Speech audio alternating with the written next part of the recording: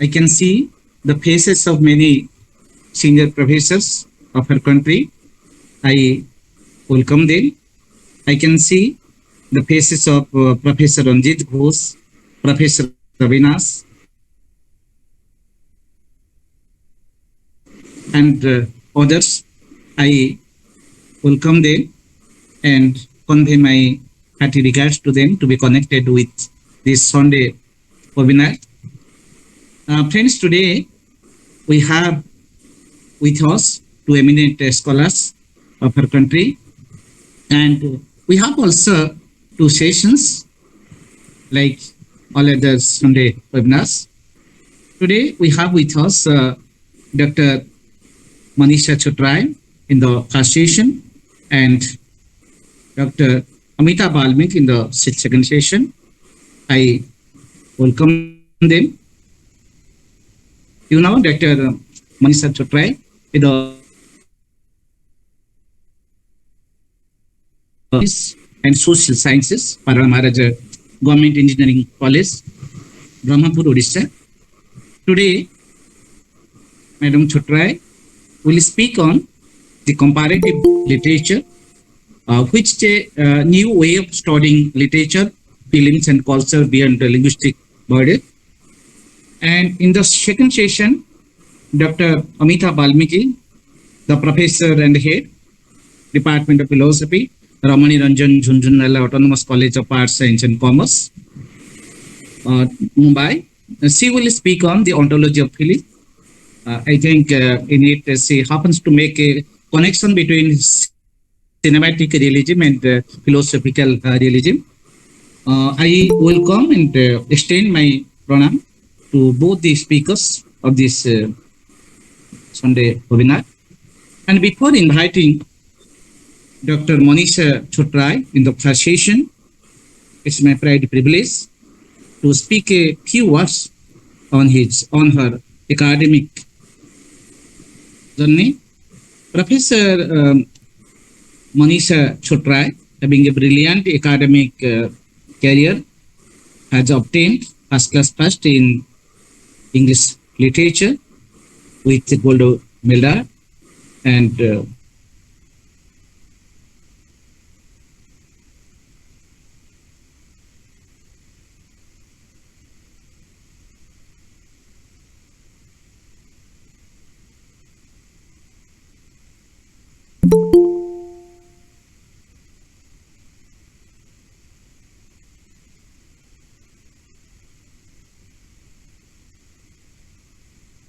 now it's time to invite Dr. Manisha Chhotray to speak on his scheduled topic, that is uh, uh, our topic is I forgotten. Okay, comparative literature. Our topic is comparative literature. Over to Madam Chhotray. Thank you so much, sir, for your kind words and a very generous introduction. It is actually a pleasure to be among the erudites of the country. As all of us can see, the group is getting bigger and better in terms of having members with exceptional professional expertise and background. So thank you, Professor Rao, Professor Das, and Professor Maharana for giving this opportunity. I have been primarily teaching communicative English for more than a decade now. And whenever I get an opportunity to have a discussion on literature or to be a part of literary discussion, I always grab it, as it gives me an opportunity to revisit and learn and explore literary trends and concepts. And the present one is really close to my heart because as a woman, I was deeply impacted by a 1970 movie, Amar Prem, and particularly,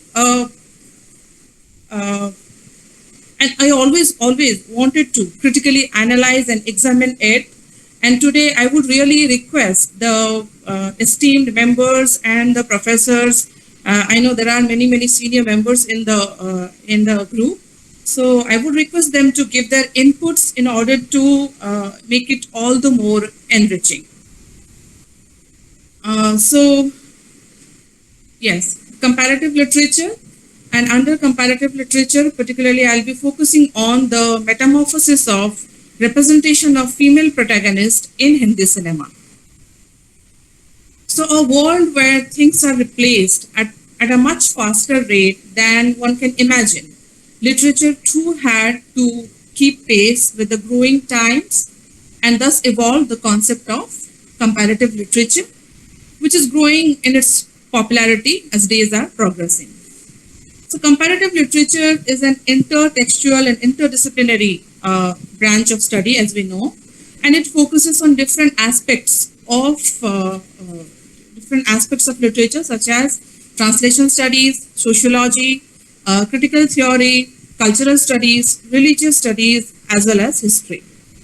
And moreover, it is to be noted here that comparative literature crosses national borders, time periods, languages, genres, as well as different man-made boundaries.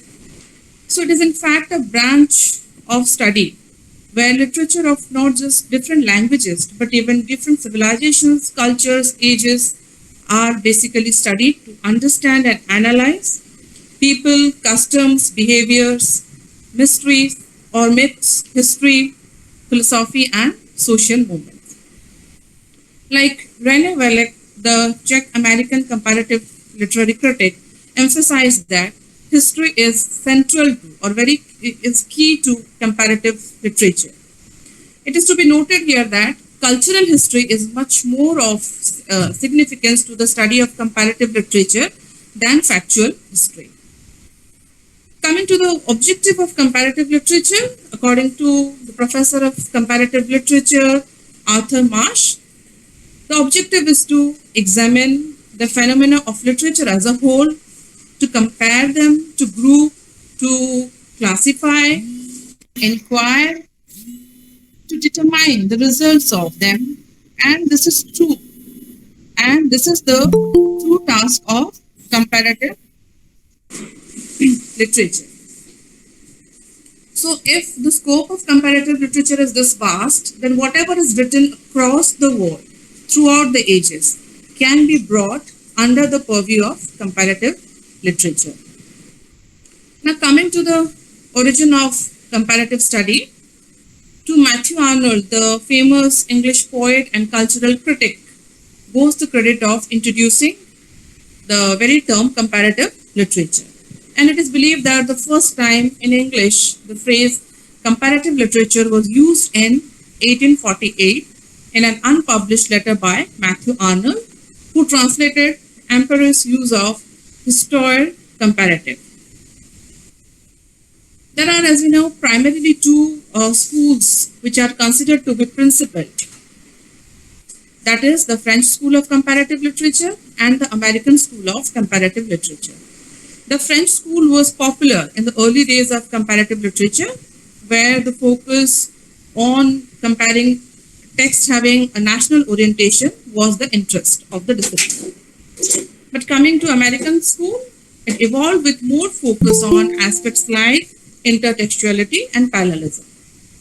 The French school was essentially humanistic.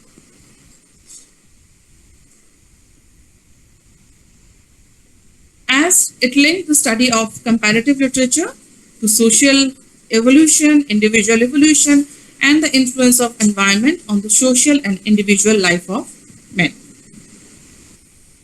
Now coming to comparative literature in India, briefly, if we sum up the comparative literature in the Indian context, it is to be remembered that here the formation of Indian literature as a whole was a difficult proposition, as there are a number of languages in which literature is produced in the Indian context. So this leads to diversity, and which is very distinctive in its own way. Here, in the case of India, the study of literature should involve the notion of literary process and a dialectical view of literary interaction.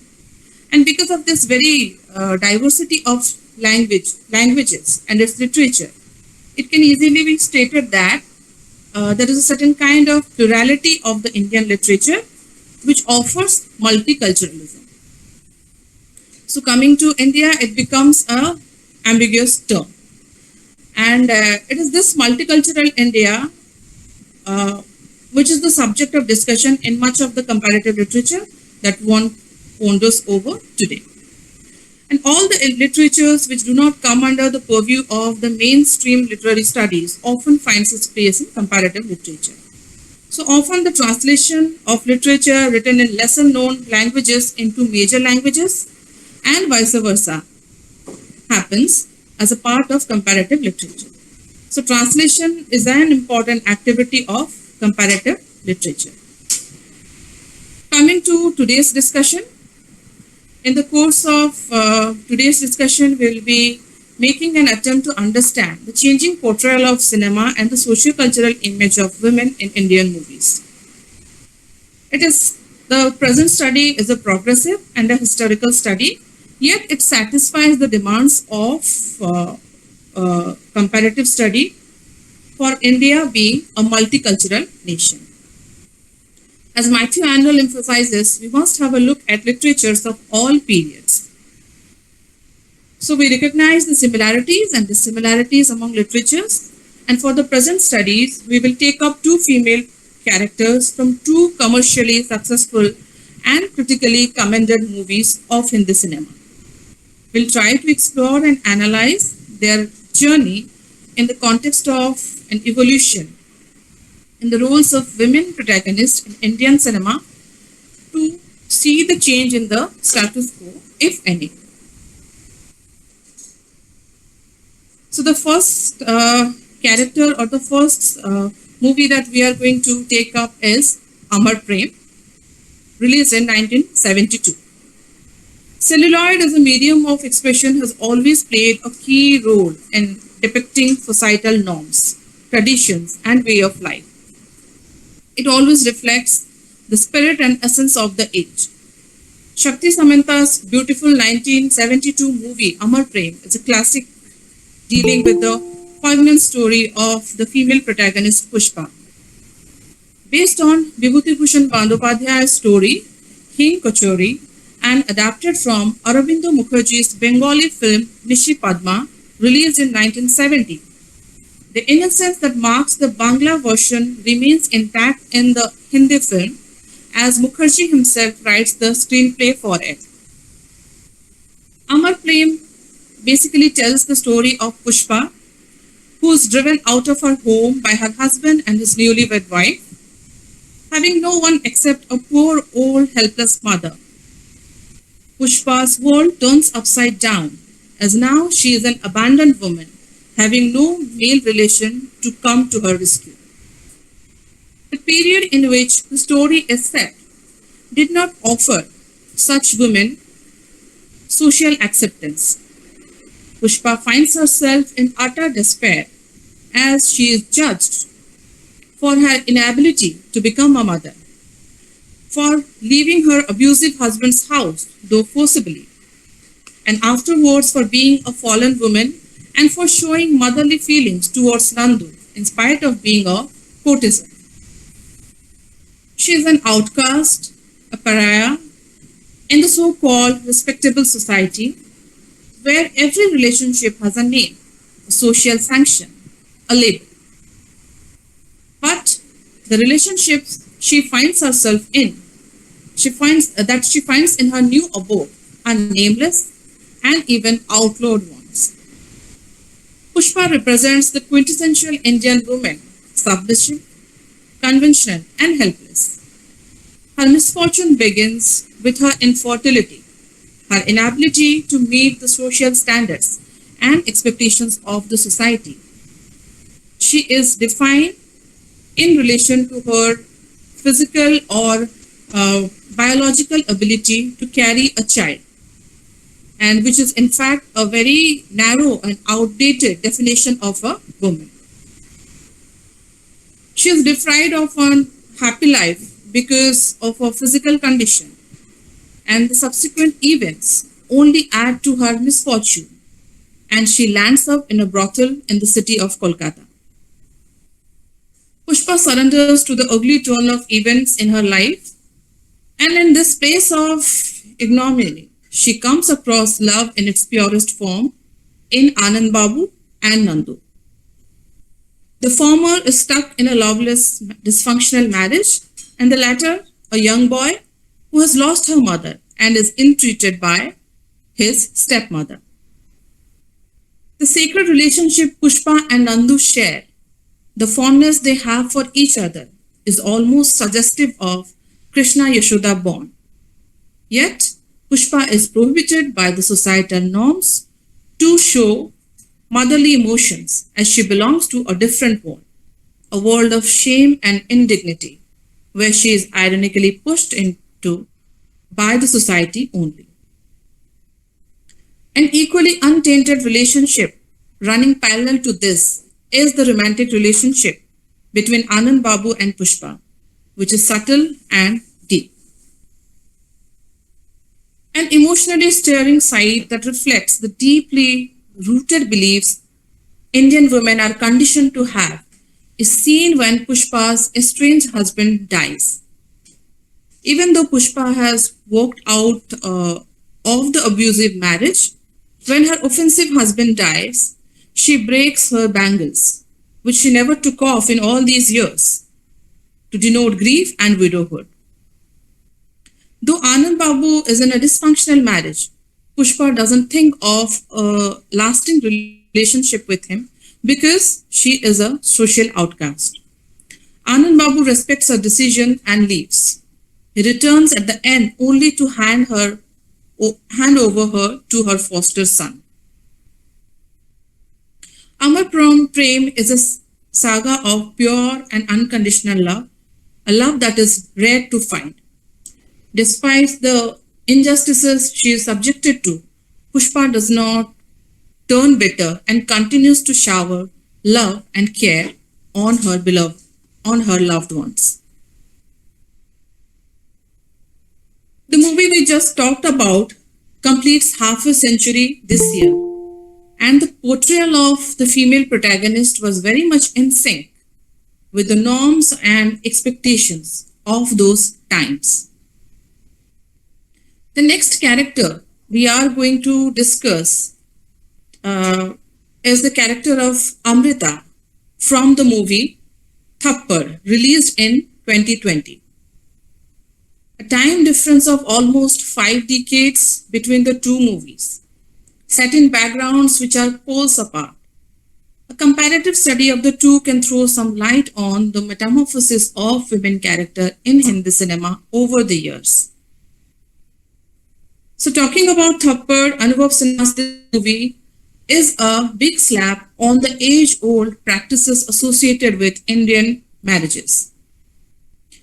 The main lead of the movie is the character named Amrita Sandhu, a girl from middle class who gets married in an upper middle class family. As the movie commences, the director has presented her as a joyful housewife who is willing to afford everything for her husband. Even though Amrita appears to be contented, still she cannot escape the part of a stereotypical spouse.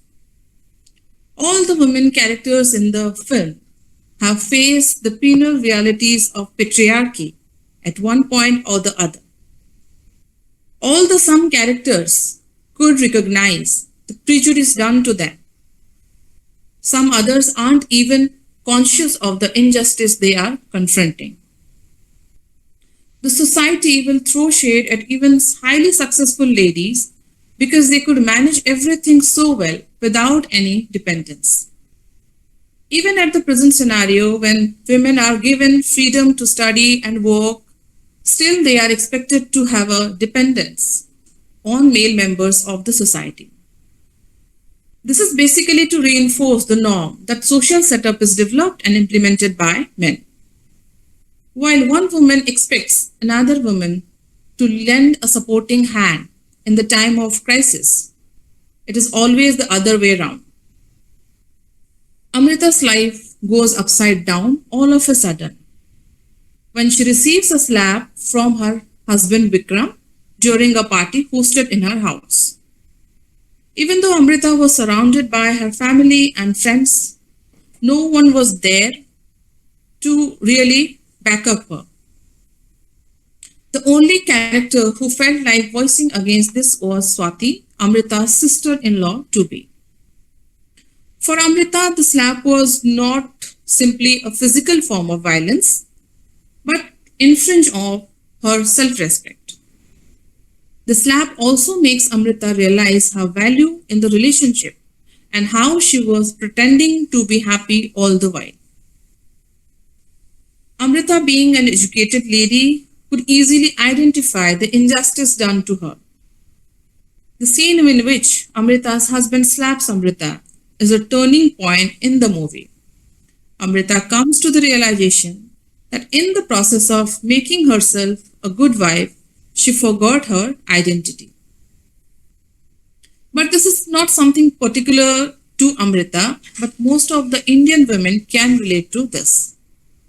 Even the society endorses and appreciates such sacrificial mentality of women.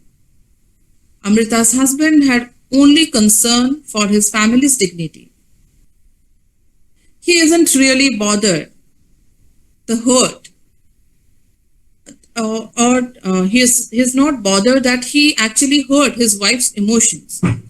But what worries him is the thought that what people will think if Amrita leaves the house. The whole debate is whether a woman being slapped by her husband in a fit of rage is big enough crime to file for divorce. It's a movie challenging traditional concept of marriage and showcases the wrong norms it propagates. It is a tendency to normalize the violence towards females or subordinate genders within marriages. And the fact that the movie was received so well by the audience validates the existence of inequality and abuse in marriages even in the current times. It is not an outdated theme, relatable for many women in the society at some point of time or the other. Incidents of women having experienced domestic violence and marital rapes are common and frequent. Most of these women lack courage to speak out their issues. But the irony is that even if someone finds the courage to speak loudly or boldly, no one will encourage her, including her own family members. The movie is a wake-up call for the society to change the flawed societal structure and outdated gender expectations. So it is actually difficult to come to a uniform conclusion on the portrayal of celluloid women, because we do see a change, or we do see a change in terms of time, in terms of opportunities, in terms of facilities towards women. The change has happened, but not really. So considering the fact that women in India are not a homogeneous group, they belong to different religions, caste, class, and socio-economic status, and have different kinds of ambitions and desires, as a result of which they lead different lives. So it becomes sometimes improper to conclude that women of Indian silver screen have been portrayed in an identical manner. They do vary. So films have to be very responsive towards the context in which they locate women characters. But again, literature mirrors life. And the same goes, and the same is true for celluloid. So whatever is seen around, whatever is happening around, whatever is being observed in the society, we see glimpses of it, or we see portrayal of it in the silver screen.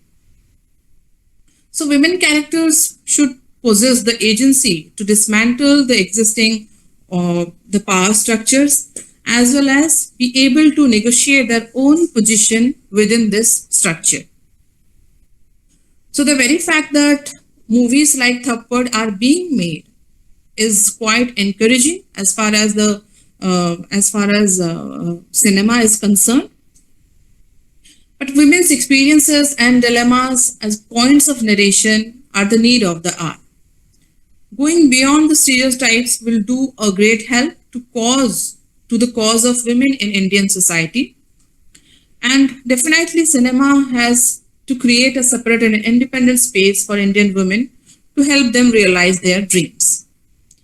And as cinema is highly impressionistic medium, it is again important for this medium to be an instrument that enables people to think differently and empathize with alternative perceptions of reality. Cinema's only end is not to entertain, it must begin a quest for social change through entertainment. And as a media product identified to accelerate the process of modernity, cinema should not just stick to the formula films.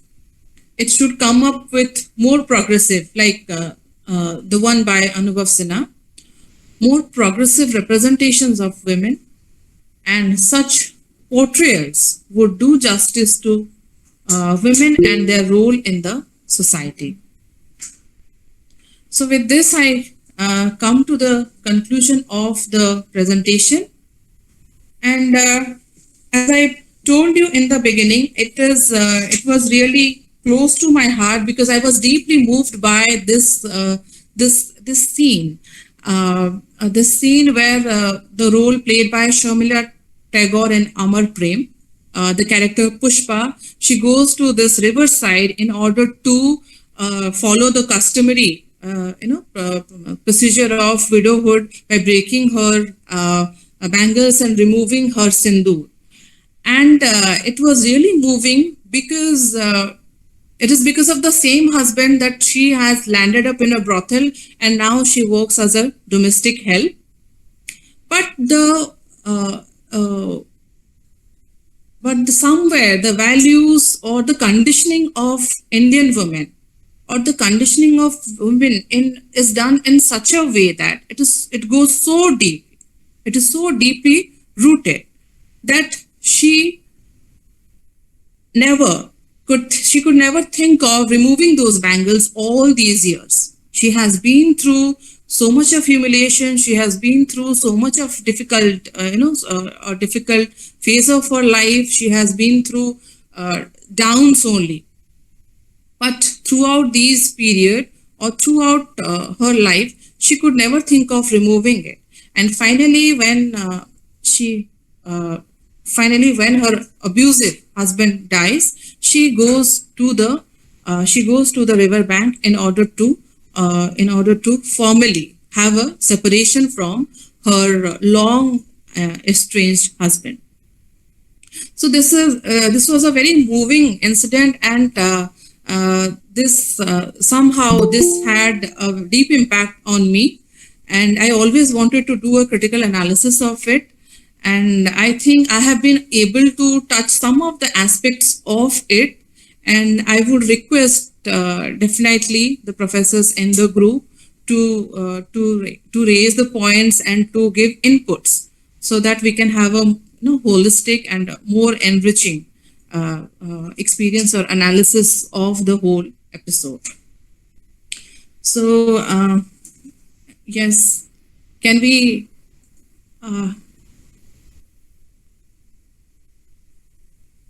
have questions and discussion over this? Yes, ma'am. We'll do. Okay, discuss it. Okay, thanks so much, Dr. Manisha Chhotray, for your wonderful presentation on comparative literature. Madam, making a relation of French School of Comparative Study with the American School of Comparative Study, you have shown some commonalities and differences between them. And as you have reflected, the comparative literature is very challenging and progressing study. and you have reflected in it the real world issues, particularly in the Indian films and culture. You have shown how it is very much transnational and transcultural also. You made a connectivity between the literature and visual culture through films and shown how it is beyond linguistic the border. You have beautifully narrated the character of Puspa in the Bengal film Amar Prem, which is a saga of unconditional love. I don't want to reflect upon it.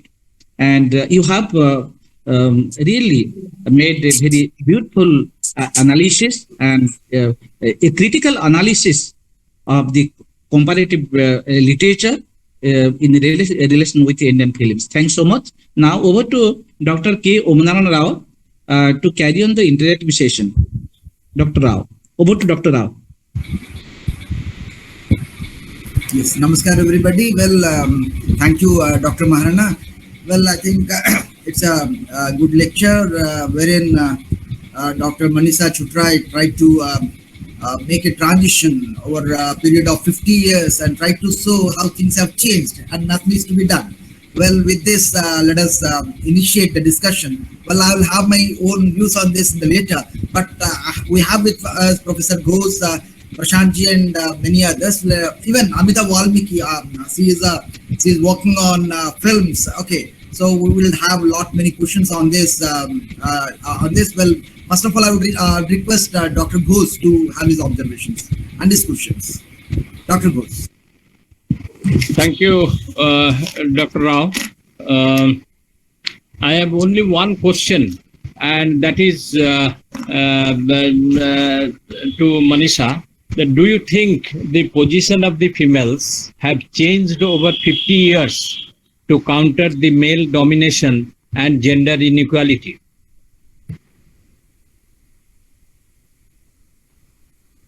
I think you got the question. Yes, sir. Thank you, sir. Sir, namaskar. And yes, in fact, I want everyone to respond to this question, because even I have this question. Though there seems to be a difference, there seems to be progress, there seems to be development, but can we call it real development? The very fact that such kind of movies are still being made, it means that injustice, that dominance still exists. So, and the way the movies are, the current movies, Thappad was received. It was so well received. It was so well received, during the pandemic it released, and it got tremendous audience response. So somewhere there was relativity. Somewhere people could see, women could see that this story is something that was always brushed under the carpet. No one talked about it because they had to, they had to manage the family. They're talking about the, the societal structure, the family structure, maintaining that. So even I have this question in mind: how far we have progressed, if we have actually progressed. So we have been talking about it. The situation is totally different. We see the situation between Pushpa's life. Someone, a woman who belonged to a village, illiterate woman who's from a Bengal village, and how she is, how her life takes her to a brothel, and the ultimate end that she meets in the course of time. So if we compare her with Amrita is in a very advantageous position, but yet the question is the same age-old question: Are women enjoying that equality? Should they be given that equality? Who has that power to give them the equality? So this question, I don't think it will be a total yes from me that there has been a change. Well, Amrita, Dr. Manisha, looking into the transition from the movie base from Amar Prem to Thappad, even I do see Thappad as one-sided. At least in the context of the movie, when the male counterpart is has totally understood his fault. Okay, it's just a thappad, and you see the crime in Amar Prem, and the problem that you see in Thappad, it was just a slap. I saw that film. Okay, Sir, and that is sorry to interrupt you. The Yes. whole problem is with that just word. yes. If you Okay, see the now, movie, I Amrita saw the complains movie, but about. no, Yes, it is when the realization from the other side has come out, when the counterpart realizes the fault from his side, when he has totally surrendered and he could understand that the fault that he has committed. Even then, if you go one-sided, I see a one-sided movie, and that is not even realistic. Well, if you go by the real social sense, what Professor Dr. Ghosh was pointing out, this is not the realistic sense that we carry, and it's not the societal frame that we have it. Just one slap, and the entire relationship is put to an end, and that is again one-sided. Okay, as I could see, because I also pondered over this movie a lot of. I thought over it, and I thought when the other side is coming up and understanding the real fault on his side, when he has lost his job, and for that lady he loses everything. Okay, I have saw that film, and he understands it, but still there is no there is no change from the female counterpart. So that way I feel it is one-sided. Maybe some sort of one sort of bending down should come from either of the sexes. You see, the problems do come. Okay, so when it becomes one-sided, you see, when you talk of Amar Prem, this is one-sided again, and you talk of Thappad, it is again one-sided. So when you look at the society, society can run when there is a balance between the two ages, the 5 decades that have passed, and some sort of, I see a sort of balance that is missing, I feel, in Thappad. How do you see, madam? Am I allowed to speak something Yes, on sir. the? Yes, sir. Avinash, sir. Welcome, sir. Welcome, sir. Let me first congratulate the learned speaker.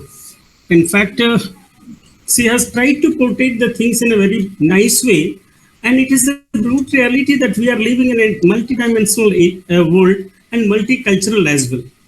And she has just presented the thing of two types of scenario, one of Amar Prem and another of Thappad.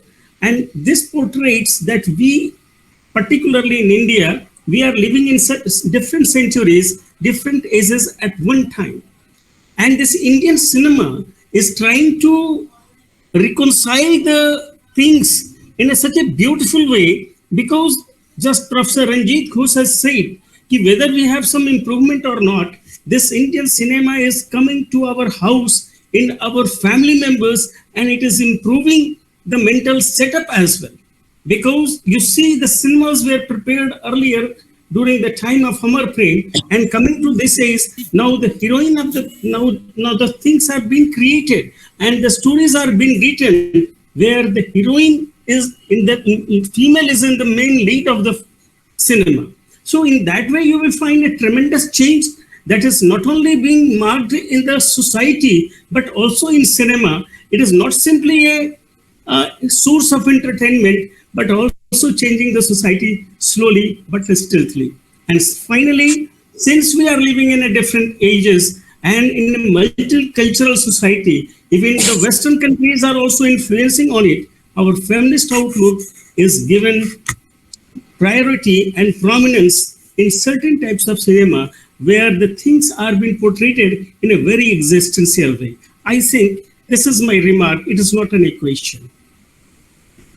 Thank you, sir. Well, Amita Valmiki, madam, has got to say something. She was maybe. Yeah.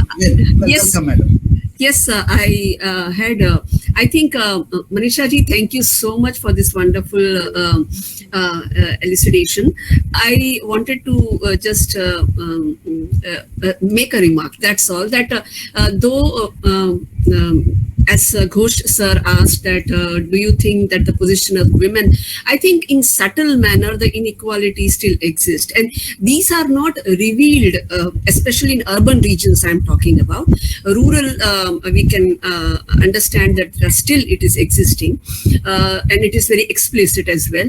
But in contemporary times, in cosmopolitan cities like Mumbai or Bangalore or Delhi, New Delhi, situation is Kolkata. It is much better, but in subtle manner, the inequality still persists, and this subtle, very in way of our expressions, gestures, in way we emote in all these things. For example, I still remember very clearly that when we, being five sisters and two brothers, when we used to, as girls, used to laugh loudly. My mother used to always comment that, what is this? Girls should not laugh so loudly. And as she portrayed that how in different cultures, different ways, the way women are portrayed in cinema. And this is true. And I think this is the base of inequality, that you shun a girl to do certain things, and it is allowed to boys. The intention is not bad. As a mother, she is just concerned about my future. So I'm not at all, the intentions are not bad. The only thing is that these kind of inequalities aggravate as time passes. And then it is clear-cut distinctions that what are your things, and you are supposed to do this and this and this, and men are allowed to do this. So I think she brought out this particular comparison very beautifully, and thanks for this wonderful erudition. Thank you. Yes, Prashantji, well, Prashantji. Yeah, thank you, sir. Thanks a lot, Dr. Manisha, for giving very enriching and thought-provoking presentation for us. We were so enriched by your presentation. Some queries keep on coming to my mind, because as we all know, reality is so multi-layered and multifaceted, said that any sort of sweeping generalization would be difficult to be accepted just like that. Now, at the end, you said that since the movies are still being made on these topics, and it is the living proof that societal inequality still exists. Now, I would hold back my opinion before making any comment on this, because of the reason that most of the time, whether you talk about the literature, stories, narratives, or any description, they deal with the perennial issues. Let's talk about Kashmir files. Right now, of course, in a democratic fabric, we are not facing this discrimination, but this has happened at a particular time, and we are trying to reanalyze the situation time and again. So whether the issues are being taken up or the issues are not being taken up, that cannot be taken as an evidence whether the issue still persists or not. But my problem is a little bit different one. Immanuel Kant, one of the prominent philosophers, once upon a time said, ought implies can. So if somebody says that you should do this, it implies that you can do this, and vice versa. So most of the time when the radical feminists make the claim that the issues of the women have to be taken up, discussed and presented only by women, because they are in the situation, they are insider, and male cannot understand the situation because they have always been out of the situation. Now, Professor Gopal Guru talks about Dalit philosophy in the same sense when he says in his text Cracked Mirror, a non-Dalit is not supposed to talk about the Dalit issues because the person has not been there in the context itself. Now, I am always shocked, surprised, and taken back by this kind of scenario, because the moment you say that males are not supposed to talk about the issue, now the males should get a kind of safe way out, and they will claim, since we were not allowed to come inside the situation, you cannot expect any ought, any responsibility from our side. So I would try to know your opinion, how to handle with the situation, apart from going against the radical feminism and its perspective. Thank you. Thank you so much, Dr. Prashant, for raising this, because this gives me an opportunity to clarify that when we talk about patriarchy, after doing my research on feminism, right now I think, or after kind of submission of my theory, I became more sympathetic, and more my understanding of men increased. And here I would like to clarify that when we talk about patriarchy, it is not just men versus women. It's not just men. Women are also a part of it. And if we talk about any change that can ever be brought about, it can be brought about by men only, because they are part of the same societal structure. So if it is not versus, it is never, if it continues to be man versus woman, then we are never going to reach at a peaceful ground. So men have a rather, we try to educate and we try to make women aware of their rights. But I think men should be included in the whole process. The very thing happens whenever there is a Women's Day celebration in our colleges and all. Mostly, because of time, space constraints or some other constraints, only girls are invited, and the boys are left out. So I always complain, no, rather you call them and leave the girls outside, right? Because they have to understand, and it should be all inclusive. So when we are not including them, they are in our family as a husband, as brother, as father, as brother-in-law. So they are playing multiple parts. So how can you just, keep them out of this and have your own narrative? Here I would like to talk about, the character of Anand Babu. Anand Babu is a very kind of a very progressive character for his times. The way he could understand the woman who the entire world failed to understand, and the amount of respect he has for a woman of a brothel is exemplary, and that is done by a man only. So it should never be, and it cannot be versus. It has to be together. I hope I could answer. Just a brief addition, if you permit. Yeah, sure. Apart from this movie, I kept on reading some of the classic works, like, of course, you are a person of literature, so you know better. R.B. Jhabwala's novel, Heat and Dust, I take it as a classic text on feminism. And apart from that, once you go through Thomas Hardy, like Tess of d'Urberville and others, of course, they raise the issue in a very cautious manner. Not only this, but there is a no man's land between the patriarchal and the paternal. So we have to be very cautious of this before making any sweeping generalization. So I totally agree with you. Thank you. Absolutely. I just want to add one thing, that you see, women is the worst enemy of the females, of other women, and we have found so many cinemas basing on this.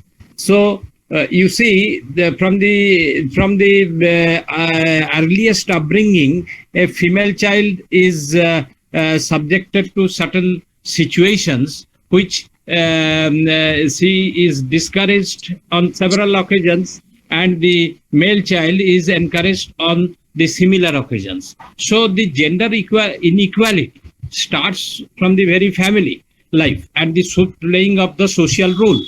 So afterwards, what happens? You see, the males, when they grow up, they live in two worlds. A psyche which is very much problematic, because it's a split type of thing that I want to project. That psychoanalysis will say that I will not think when I do certain wrongs to women, but when others are doing that, I will react on it. So you see, we live in two worlds. It's a type of split personality, I should say, of the Indian males. So this is just an observation. Thank you. One more thing is, We are just I have said, we are living in different worlds in one country also. In Manipur, you will find there is a matriarchal society also. And there you will find, because there are so many examples that the women they are ruling the society, and even the male members are working under them.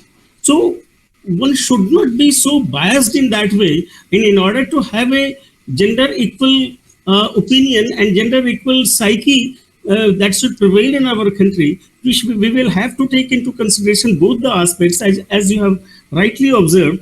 It is not the male alone who is the sole cause of all the gender inequalities, but we will have to see our ancient literatures, as well as we are living in different parts of country where matriarchy is also there. And particularly the learned speaker has made a beautiful comment that these movies are going to make a great social change in that direction.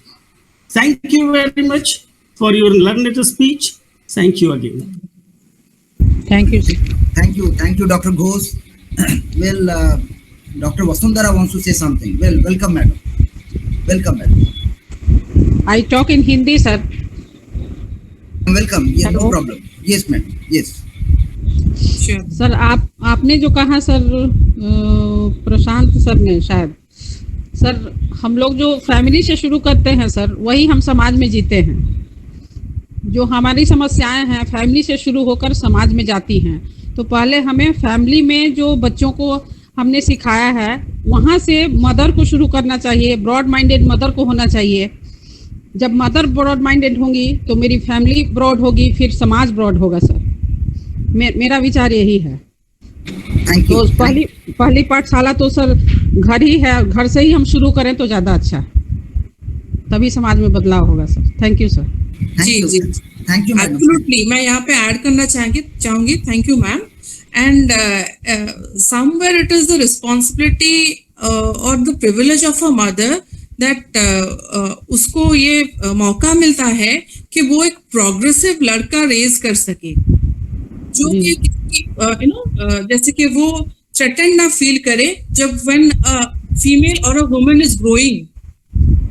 The man or the boy should not feel intimidated by prospering, growing or a successful woman.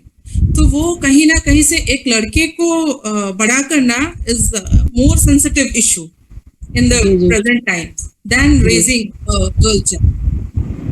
Because girls are now, they are very much aware, they are very much enlightened, they are very much aware of their rights and all.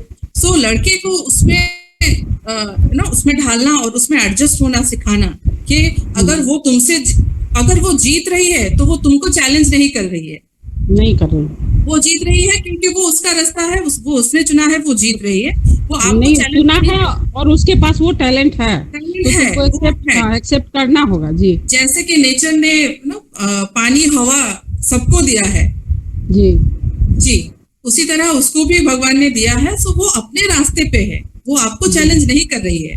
और यही thought वो beginning से बच्चे के male child के दिमाग में डाला जाता है कि अगर लड़की अगर जा रही है तो वो आपका रास्ता काट रही है, वो क्रॉस कर रही है, आप हार रहे हैं। सो वो कहीं ना कहीं हिट करता है ईगो को, whether you call it male ego, female ego को भी वो हर्ट करेगा। So that is in a very tricky way वो इंट्रोड्यूस किया गया है वो एलिमेंट कि अगर ये निकलती है तो ये तुमको हरा के जा रही है। सो हमको लड़के को बड़ा सेंसिटिव वे में बड़ा करना है। जी, वैसे ही बड़ा करना है। जी, किचन में जाएंगे तो लड़के भी किचन में जाएंगे, लड़कियां भी जाएंगी। वो लाइफ स्किल है, वो खाना बनाना लाइफ स्किल है। जी जी नहीं, कोरोना के बाद बहुत सारे इक्वालिटी आ गया है मेरे अपने आप आ गया। अभी तो हमको ये मानना ही पड़ेगा। लड़के भी खाना बनाना शुरू कर दिए। हाँ, या लड़के भी बनाना शुरू कर दिए। और सबसे बड़ी बात है अभी तो लेडीज वो तो लेडी पायलट अपना राफेल उड़ा रहे ना, तो I think ये जो weaker sex concept is very much defect. That is the thing. I would like to mention one ad which comes often on TV when I'm watching some program, and I love this ad because लड़का लड़की को देखने आता है, and लड़की says that लड़का says मैं आपको खाना बनाने में भी मदद किया करूँगा, आप चिंता ना करें. तो she said तो मैं आपको बर्तन मांजने में मदद कर दूंगी. So this kind of spontaneity has to come. You know, this spontaneity. I mean, Bartan, and he's taken aback. You know, the guy is taken aback because how can Miss May Bartan Banju, but he understands and participates. I think the whole issue is participation. The participation in the other. In the existential point of view, that we say that we participate in others, you know, in Jasper's sense, that we realize the problems of others. And unless this doesn't happen, that मैं भी आपको बर्तन मांजने में मदद करूंगी, ये spontaneously लड़की को भी समझना चाहिए. So this kind of feministic view I would appreciate, rather than being extreme or radical feminist. Radical, yes, of course. Yes. Thank you. Thank you, Dr. Amita, Dr. Ghosh, Dr. Vasundhara, and Srivastav sir. Well, it was a very good discussion on this issue. But one thing, let me say, as Dr. Ghosh has even pointed out, that if at all we talk of empowerment of a girl child, it should begin at the level of home. And Dangal is a picture which can really portray this. Okay, you see the situation, the social setup, and how the girls are being trained, and you see the role of the father there. Yes. So that is also important, and that we should not neglect the role of the father there. And one more thing that comes to my mind is, you see, not just the males, even the females do serve as the greatest barricades in the development of women. Even in the picture Thappad, you can see that lady character, when she complains of the entire situation, the mother says, औरत है, हम लोग को संभलना पड़ेगा, रिश्ता अगर मतलब रखना है, if you want to continue the relationship, you have to be tolerant. So that was the old idea that we can see during Amar Prem and all that. But the new idea that we saw in Thappad, okay, so the transition from Amar Prem to Thappad is very much visible, at least in the silver screen. So what Professor Ghosh has said, well, is there any change that has been brought over in 50 years? Well, if we are committed to the silver screen, well, lot has changed. Lot of things have changed. Now, how far? Now, to Dr. Manisha, how do you see both these films along with the realistic social scenario, and how can you hit at the balance? And one more thing to add up, don't you see Thappad, as I said in the beginning, as one-sided? And I don't know. How do you react to this? I don't know. And what can be the balance between these two, the films that you have narrated? By taking the realistic scenario and doing justice to both the sexes, I mean to say. How do you see this, madam? Dr. Manisha. Definitely, sir. You have your point of view, and I do respect that. Yes. Talking about Amar Prem, if we analyze the whole background and the setting in which the character is totally in sync with that, she doesn't come out as a rebel because she has no one to support. So she kind of surrenders to the situation and goes with the flow, because she is neither literate nor she has any family member to support her, and she is strictly sold into a brothel, and she doesn't find a way out of it. So she surrenders to it. So that character is totally in sync with the times and with the constraints that was there in that period of time. But coming to Thappad, here the female character, the protagonist, is very much empowered, that she is able to raise her voice. And yes, it may be the same thing. She is told again and again that it is just a slap, and she says that it can never be just a slap, because again, out of all the members, her husband slapped only his wife, because he considers her as his property. So there is this whole mindset, and in the course of, it is not just that one slap because of which she files for a divorce. She is reminded of the many injustices that she has been subjected to. The subtle ones, definitely, because she is a daughter-in-law of a upper middle class family. She is educated. Her husband is a professional. So these come in a very subtle manner. And for the sake of keeping the family intact and all, she never paid attention to it. And the very fact that she was so wholeheartedly devoted to her husband and towards making the family run, she could never, she ignored these things, kept ignoring, until this public humiliation comes, and she comes out of that thought, that very thought, that as an individual she deserves some respect. So definitely, but again, even after 50 years, she is not supported by anyone. As you can see, now our protagonist is empowered enough to raise her voice. But how many? Who supports her? And as you rightly said, that, patriarchy, I always say that patriarchy, all the males are blamed for it, but the agents are females only, the female members of the family. So the rules may be set by men, but the execution part of it is done, over generations by female, older members in the family, or the females in the family only. So nobody actually supports her.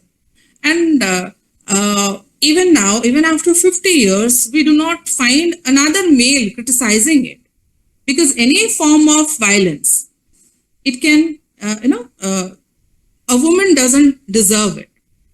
The very fact that he could think of, the very fact that he could slap, he could think of subjecting his own wife to some kind of physical violence, exposes the kind of male dominance or the dominant thought that the male character in the movie has.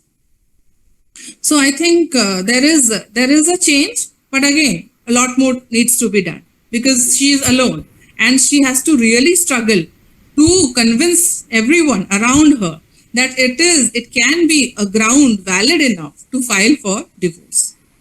Okay, thank you, madam. Well, lot can be discussed on this. Well, at least a transition is clearly seen. Okay, but still, in this transition, even in the silver screen, there is no support to her, and that's the good point that you have raised. Even though she has now a point to raise her voice, but that voice is not respected and that is not supported. So that is the position, realistic position that we have, that we can see now. Okay, thank you very much. When we have questions by Shravani Mishra, well, we cannot take because we have to go for the second session. But the question of Shravani Mishra, well, she will be invited after the talk of Dr. Amita Valmiki madam. Over to Dr. Kailash Maharana sir to initiate